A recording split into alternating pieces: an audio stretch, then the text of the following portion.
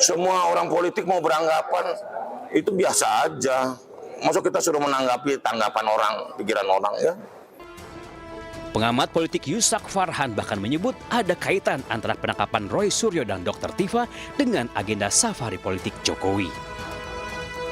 Nah, kenapa kemudian penangkapan Roy Suryo dan Dr. Tifa ini dilakukan di tengah mobilitas Pak Jokowi yang sangat masif ke daerah-daerah? Ya, saya kira persoalan ini tidak bisa dilepaskan dari relasi kuasa antara Pak Jokowi dengan pemerintahan saat ini. Nah, meskipun kendali pemerintahan, kendali negara ada di bawah presiden, tapi kita semua juga tahu faksi Pak Jokowi masih sangat kuat.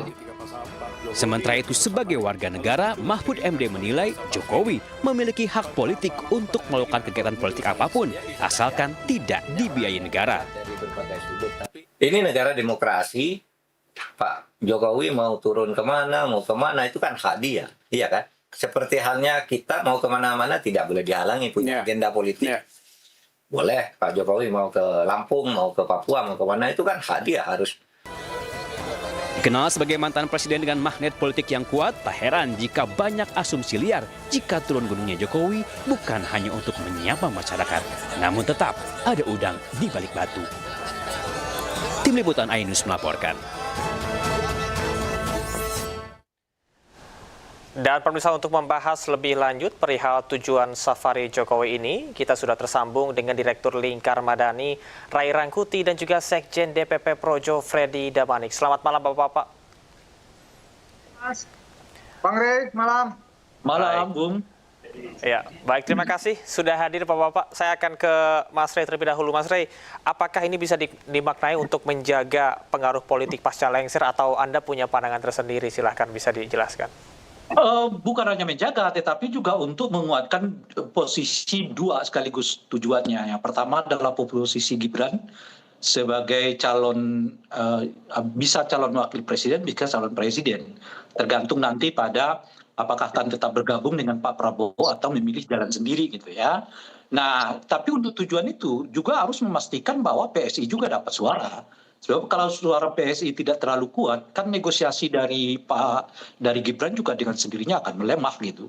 Nah, oleh karena itu targetnya jelas pada dua hal itu.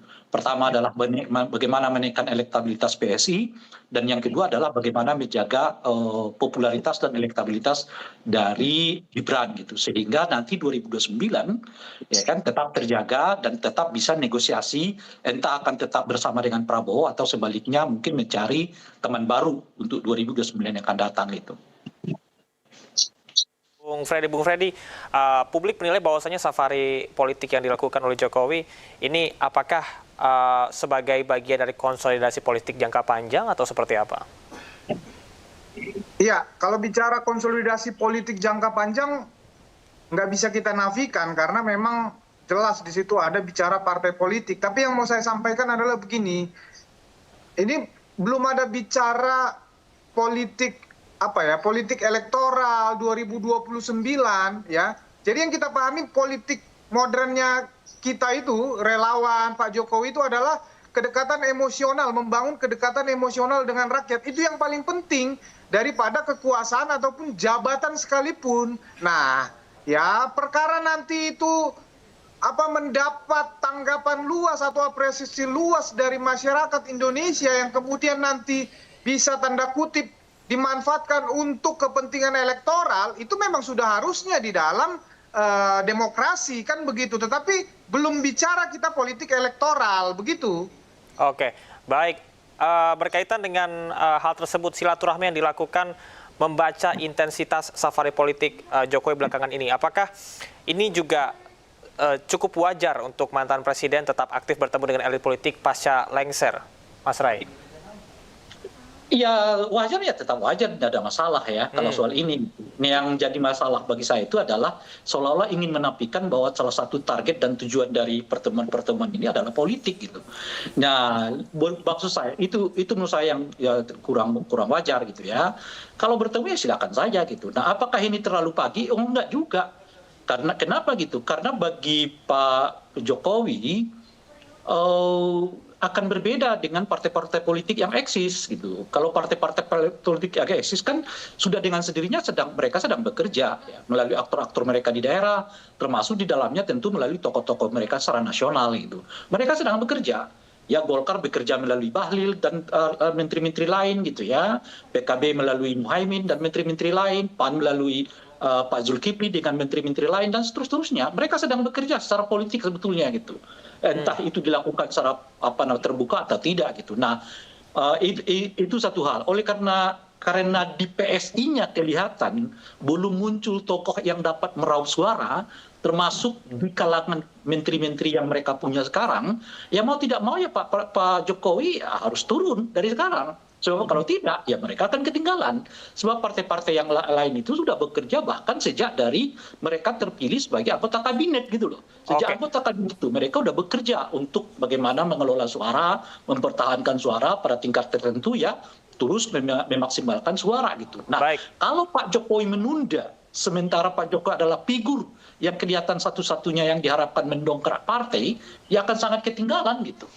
Baik, Bung Rey, ini penegasan. Artinya Anda menilai langkah Jokowi tadi yang sempat disinggung mengenai mengamankan posisi Gibran. Apakah Anda melihat korelasi yang begitu kuat di sini?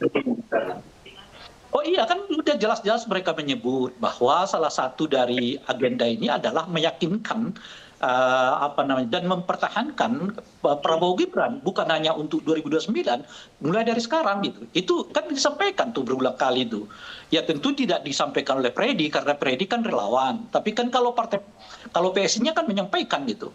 Nah, mempertahankan Prabowo Gibran dan ingin melanjutkan 2 periode gitu.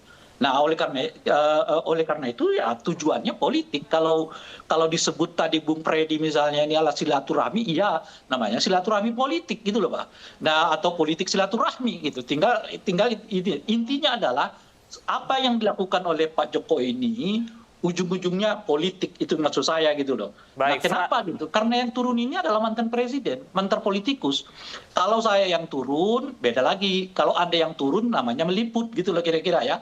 Kalau intelektual yang turun, namanya mendidik gitu loh kira-kira itu. Tapi kalau politisi turun ke rakyat, ya kan, apalagi menyebut dengan istilah apa namanya itu ya, yang dulu kita kenal di 2014 yang lalu gitu, belusukan gitu, istilah yang cukup populer untuk mengangkat secara politik nama Pak Jokowi, ya itu tujuannya adalah politik.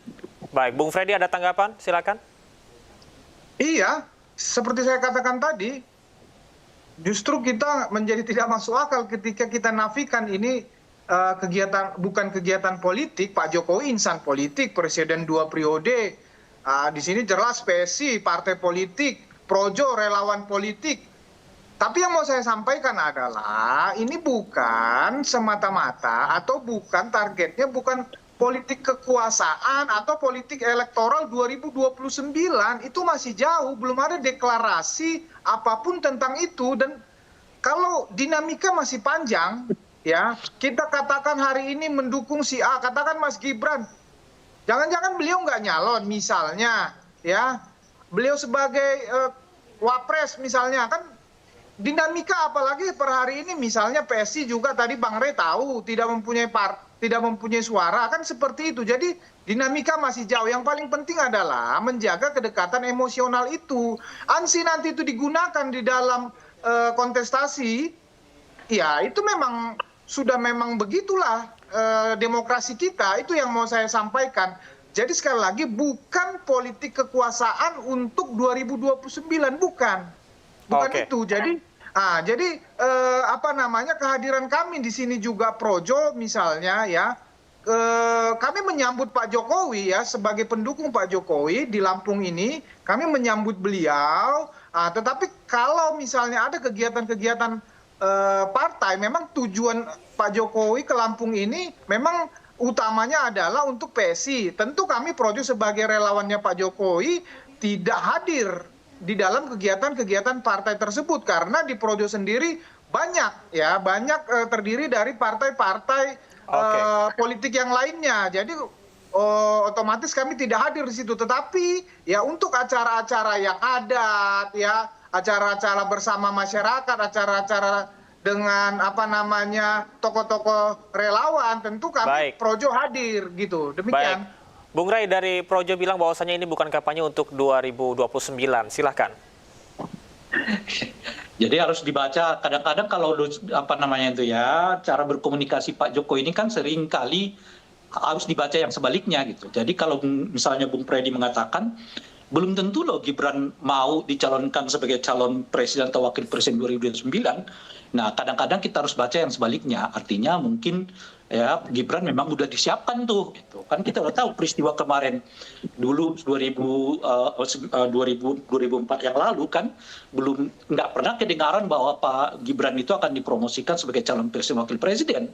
Kenyataannya jadi gitu ya. Bahkan disebut nggak berminat lah beliau Gibran ini untuk jadi calon presiden wakil presiden. Jadi kadang-kadang kita harus melihat cara berkomunikasi orang-orang di lingkaran Pak Jokowi ini dengan cara yang sebaliknya gitu ya. Baik, Nah, Bung Ray. termasuk sekarang misalnya kalau disebut bahwa kunjungan ini tidak bernuansa politik, ya kalau nuansa politik formal sih tidak ya gitu ya. Artinya formal itu apa?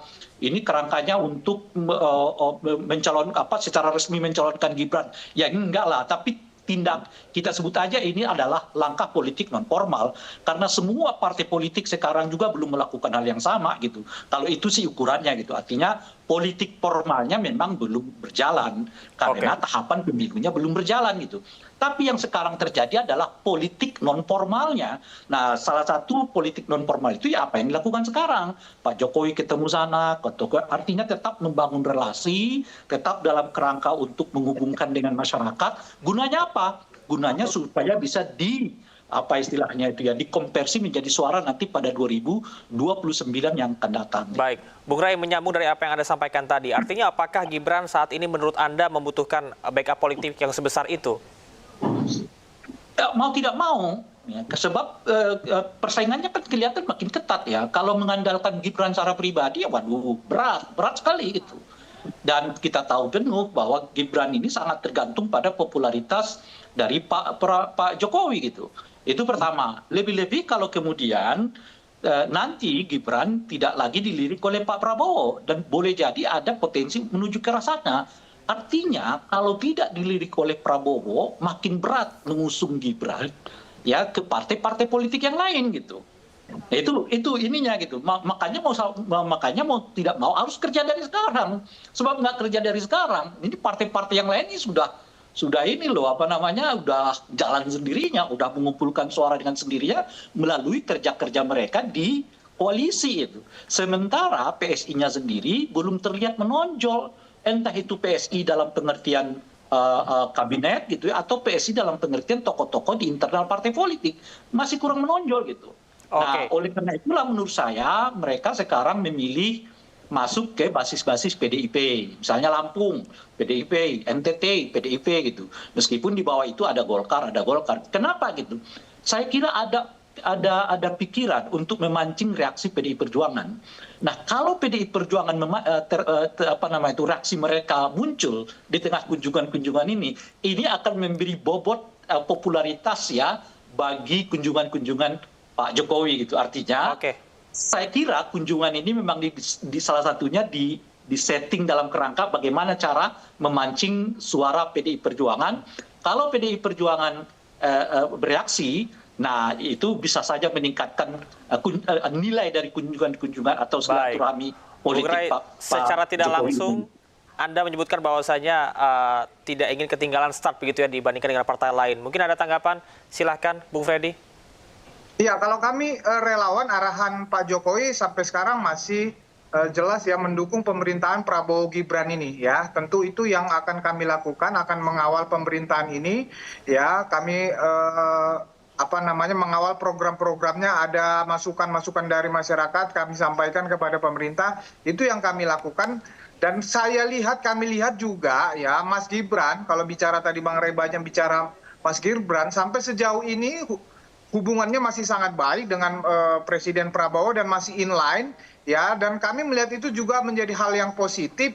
Tentu kinerja Wapres juga jujur kami melihat makin hari semakin baik ya, semakin baik Dan itu menjadi, kalau bicara politik tentu itu menjadi tabungan politik buat dia untuk ke depannya. Tetapi sekali lagi kami belum mau berbicara politik elektoral ataupun politik kekuasaan untuk 2029.